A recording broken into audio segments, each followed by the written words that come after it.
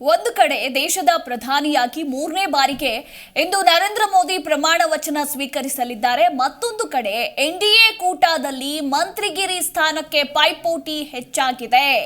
NDA ಕೂಟದಲ್ಲಿ ಮಂತ್ರಿಗಿರಿ ಹಂಚಿಕೆ ಬಗ್ಗೆಯೂ ಕೂಡ ಸಾಕಷ್ಟು ಕುತೂಹಲ ಮೂಡಿದೆ. ಅನೇಕ ನಾಯಕರು ನಮಗೆ ಇದೇ ಖಾತೆ ಬೇಕು ಅನ್ನೋ ಬೇಡಿಕೆಯನ್ನ ಇಟ್ಟಿದ್ದಾರೆ. ಇದೆಲ್ಲದರ ನಡುವೆ ಹೈಕಮಾಂಡ್ ಯಾರಿಗೆ ಯಾವ್ಯಾವ ಸ್ಥಾನ ನೀಡಬಹುದು ಅನ್ನೋದರ ಕುರಿತಾಗಿ ಸಾಕಷ್ಟು ಕುತೂಹಲ ಮೂಡಿದೆ. ಕಾದು ನೋಡಬೇಕು. ಮಿತ್ರ ಪಕ್ಷಗಳ ಡಿಮ್ಯಾಂಡ್ಗೆ ಮಣಿಲೇಬೇಕಾಗಿರುವಂತಹ ಪರಿಸ್ಥಿತಿ ಇರುವಂಥದ್ದು. ಸೊ ಹೀಗಾಗಿ ಇದನ್ನೆಲ್ಲ ಹೇಗೆ ಹ್ಯಾಂಡಲ್ ಮಾಡ್ತಾರೆ, ಅದರಲ್ಲೂ ರಾಜ್ಯಕ್ಕೆ ಎಷ್ಟು ಮಂತ್ರಿ ಸ್ಥಾನಗಳು ಸಿಗುತ್ತೆ, ಯಾರ್ಯಾರಿಗೆ ಸಿಗುತ್ತೆ ಅನ್ನೋದರ ಕುರಿತಾಗಿ ಸಾಕಷ್ಟು ಕುತೂಹಲ ಮೂಡಿಸಿರುವಂಥದ್ದು. ಇನ್ನು ಮಹಾರಾಷ್ಟ್ರ ಬಿಜೆಪಿಯಲ್ಲಿ ನಿತಿನ್ ಗಡ್ಕರಿ, ಪಿಯೂಷ್ ಗೋಯಲ್, ನಾರಾಯಣ ರಾಣೆ ಇದ್ದಾರೆ. ಸೊ ಇವರಿಗೆ ಯಾವ ಸ್ಥಾನ, ಯಾವ ಖಾತೆ ಸಿಗುತ್ತೆ ಅನ್ನೋದರ ಕುರಿತಾಗಿ ಸಾಕಷ್ಟು ಕುತೂಹಲ ಇರುವಂಥದ್ದು.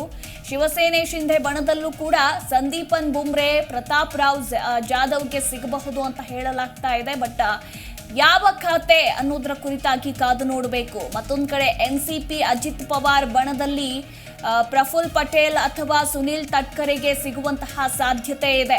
ಸೊ ಹಾಗಿದ್ರೆ ಯಾವ ಖಾತೆ ಕೊಡ್ತಾರೆ ಇವ್ರಿಗೆ ಅನ್ನೋದ್ರ ಕುರಿತಾಗಿಯೂ ಕೂಡ ಸಾಕಷ್ಟು ಕುತೂಹಲ ಇರುವಂಥದ್ದು. ಇನ್ನು ಆಂಧ್ರ ಬಿಜೆಪಿಯಲ್ಲಿ ಕಿಶನ್ ರೆಡ್ಡಿ, ಬಂಡಿ ಸಂಜಯ್ ಹಾಗೆ ಇಟಾಳ ರಾಜೇಂದ್ರ ಈ ಮೂವರಿಗೆ ಸಿಗುವಂತಹ ಸಾಧ್ಯತೆ ಇರುವಂಥದ್ದು ನೋಡಬೇಕು.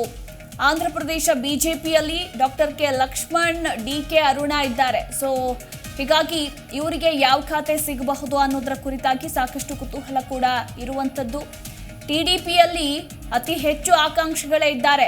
ರಾಮ್ ಮೋಹನ್ ನಾಯ್ಡು, ಹರೀಶ್ ಚಂದ್ರಶೇಖರ್, ಪುರಂದೇಶ್ವರ್ ಹಾಗೆ ರಮೇಶ್. ಸೊ ಇವರಲ್ಲಿ ಯಾರಿಗೆ ಸಿಗುತ್ತೆ ಗೊತ್ತಿಲ್ಲ, ಕಾದು ನೋಡಬೇಕಾಗಿದೆ.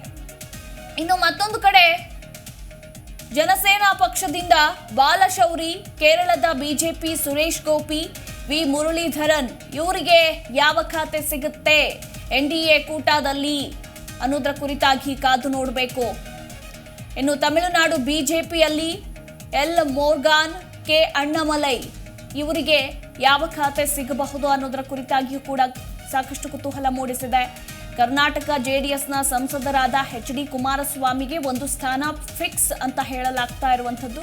ಹಾಗಿದ್ರೆ ಯಾವ ಸ್ಥಾನ ಕೊಡ್ತಾರೆ ಇವ್ರಿಗೆ ಅನ್ನೋದ್ರ ಕುರಿತಾಗಿ ಕೂಡ ಕಾದು ನೋಡಬೇಕಾಗಿದೆ. ಹಾಗೆ ಕರ್ನಾಟಕ ಬಿಜೆಪಿಯಲ್ಲಿ ಪ್ರಹ್ಲಾದ್ ಜೋಶಿ, ಬಸವರಾಜ ಬೊಮ್ಮಾಯಿ, ಜಗದೀಶ್ ಶೆಟ್ಟರ್ ಹೆಸರು ಕೂಡ ಕೇಳಿ ಬರ್ತಾ ಇದೆ.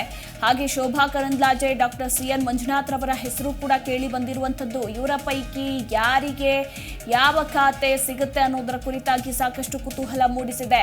ಇನ್ನು ಬಿಹಾರದ ಜೆಡಿಯುನಲ್ಲಿ ಲಲನ್ ಸಿಂಗ್ ಮತ್ತು ರಾಜ್ಯಸಭಾ ಸಂಸದ ರಾಮನಾಥ್ ಠಾಕೂರ್ ಇದ್ದಾರೆ.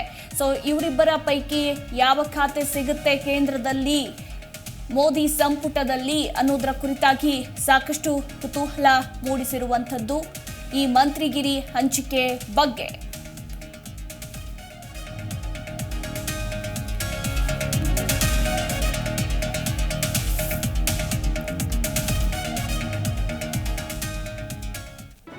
ಜಿ ಕನ್ನಡ ನ್ಯೂಸ್ ಈಗ ನಿಮ್ಮ ಮನೆಯಲ್ಲೇ ನೋಡಿ. ಎಲ್ಲ ಕೇಬಲ್ಗಳಲ್ಲಿ ಈಗ ಲಭ್ಯ. Sun Direct 292, Jio TV 1334, U digital 162, City cable 51, GTPL 17, Abhishek cables 821, rock line telecommunication 51, Shri Basaveshwara number 60, Vinayaka digital number 53, in digital number 896ರಲ್ಲಿ. ನಿಮ್ಮಿಸ್ತದ ಜಿ ಕನ್ನಡ ನ್ಯೂಸ್ ನೋಡಿ ಆನಂದಿಸಿ.